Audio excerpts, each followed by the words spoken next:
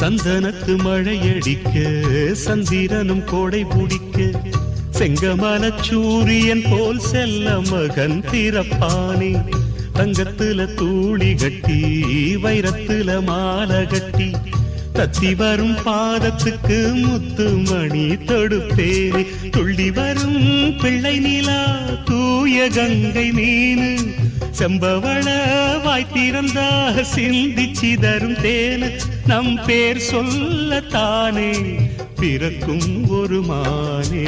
ஏழேழு ஜென்ம பந்தம் மனைவி என்பது இதில் நீ வேறு நான் வேறு யார் சொன்னது கல்யாணமே ஒரு தெய்வீகமே சம்சாரமே அதன் சந்தோஷமே ஒரு வானும் நிலவும் பிரிந்து வாழுமா